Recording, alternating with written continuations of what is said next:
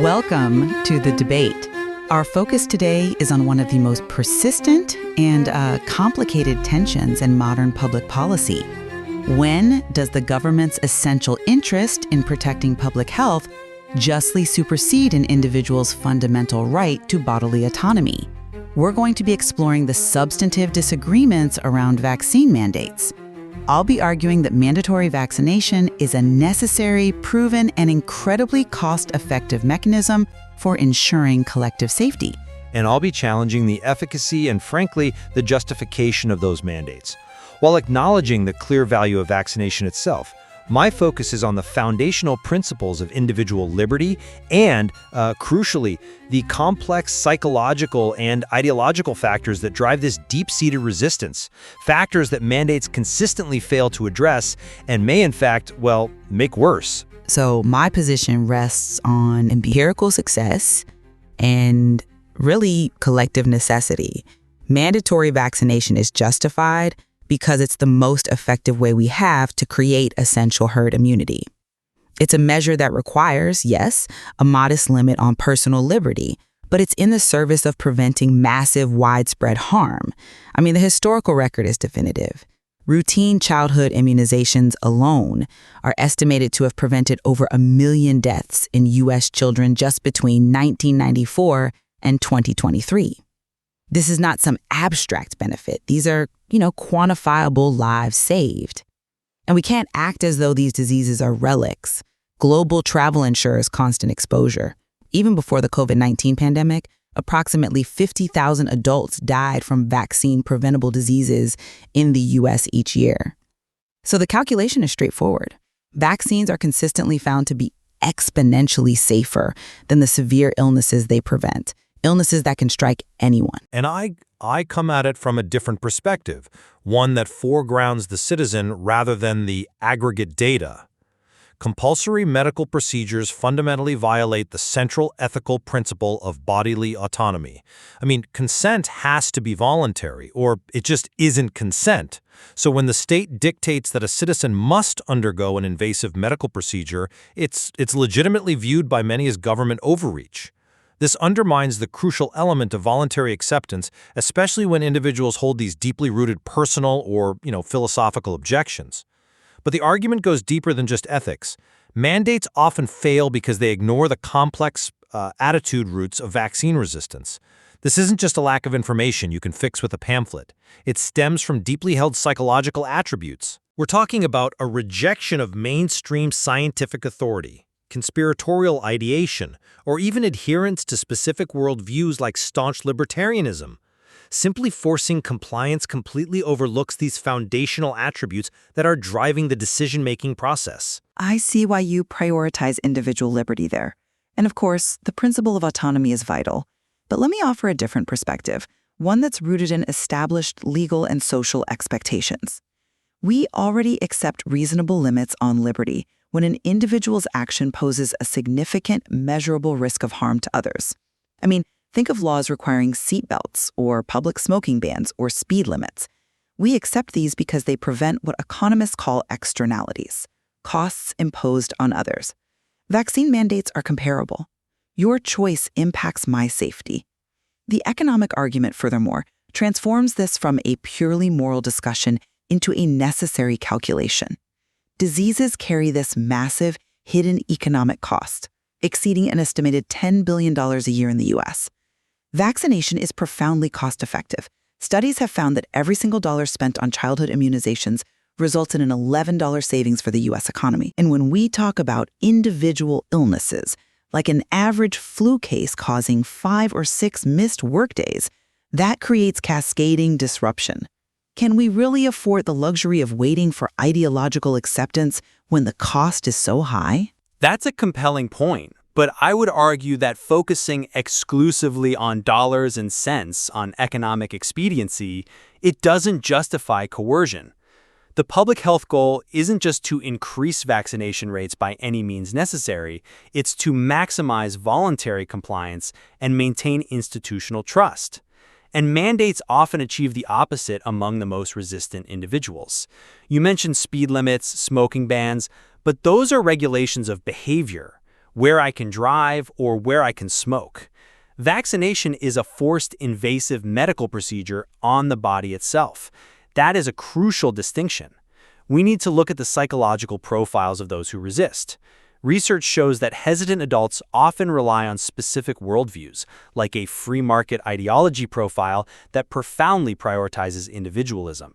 They also often exhibit high reactance, which is just that visceral negative reaction you get when someone tries to remove your freedom. For these people, coercing vaccination just validates their pre-existing view that the government is tyrannical. Mandates therefore strengthen the very resistance you're trying to overcome. But I'm not convinced that we can allow ideological resistance to override the well-being of the entire community, especially when that resistance is rooted in scientifically verifiable falsehoods. We are talking about basic biological facts.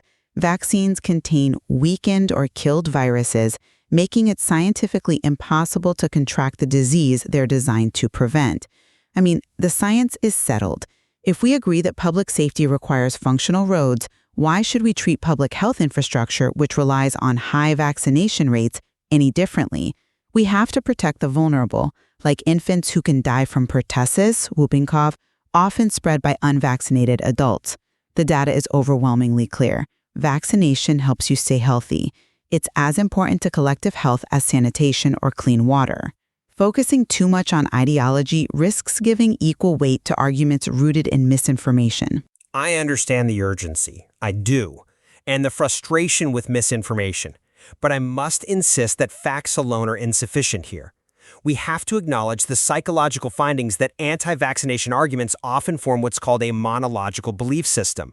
This is a complex mental framework where endorsing one anti-vaccine argument reinforces all the others, even ones that are contradictory. And furthermore, individuals who score high in things like alternative epistemology, meaning they reject the primacy of scientific evidence in favor of intuition or personal experience, or conspiracy mentality, they are highly likely to reject scientific corrections, no matter how clearly the facts are presented.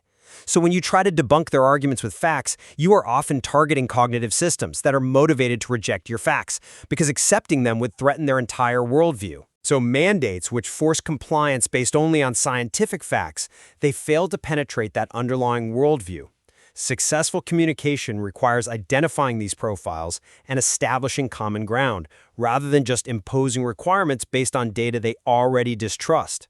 That's genuinely interesting work, and it's certainly relevant for how we communicate health information. But let's return to the question of a policy response during a crisis. Should we wait for individuals to voluntarily reconfigure their complex worldviews, which could take years?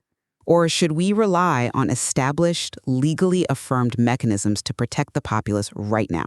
The reality is, legal precedent supports a strong government role here. U.S. courts have consistently affirmed the authority of states to enact vaccine mandates, with requirements for school attendance serving as a routine, legally validated example for decades. This establishes that public health goals routinely require limits on individual decision-making for the collective benefit. The foundational principle is that the state has an obligation to ensure public safety.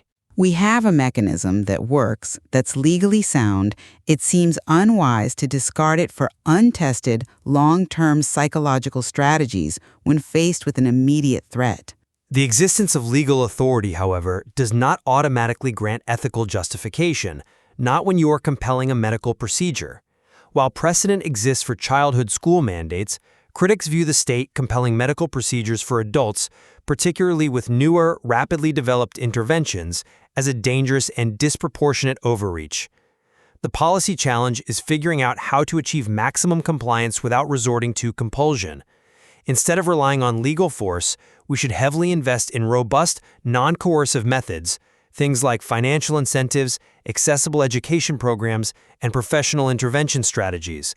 For example, techniques like motivational interviewing allow a healthcare professional to explore an individual's motivations for resistance, their fears, their ideological hang-ups, before guiding them toward voluntary acceptance. Voluntary acceptance, built on a foundation of trust and respect, is a much more robust and sustainable long-term public health solution than one based on threats. Sustainable solutions are the goal, of course, but the immediate crisis demands immediate action. Non-coercive methods are excellent for the hesitant, but they often fail to move the truly ideologically resistant profiles who view any government outreach or incentive as manipulation. We're debating what to do when persuasion fails. When faced with a highly communicable disease allowing a minority to remain a reservoir for infection, threatening the vulnerable, and generating massive economic costs, well, that's simply unacceptable from a public health standpoint. Protecting the community and saving lives are non-negotiable. The evidence demands that individual preference yields to public health necessity. Writing fundamental liberty, it corrodes the social capital required for future public health initiatives. My summary remains that respecting bodily autonomy and acknowledging the deep, often psychological reasons for resistance are paramount. Coercion risks institutional distrust and fails to address the foundational worldviews that drive rejection. The mandate might increase immediate compliance numbers, but at what cost? You deepen the ideological chasm, making future health crises much harder to manage. Ultimately, the question of whether vaccines should be mandatory highlights a fundamental, unresolved conflict between individual liberty and collective security that policymakers have to continually navigate. The evidence of collective benefit is clear, but the mechanism for achieving it, well, that's where the real tension lies. Indeed. And there's much more to explore in how we communicate essential scientific truths effectively without resorting to measures that trigger deeper, rooted ideological resistance, which fundamentally undermines the entire goal of widespread societal health.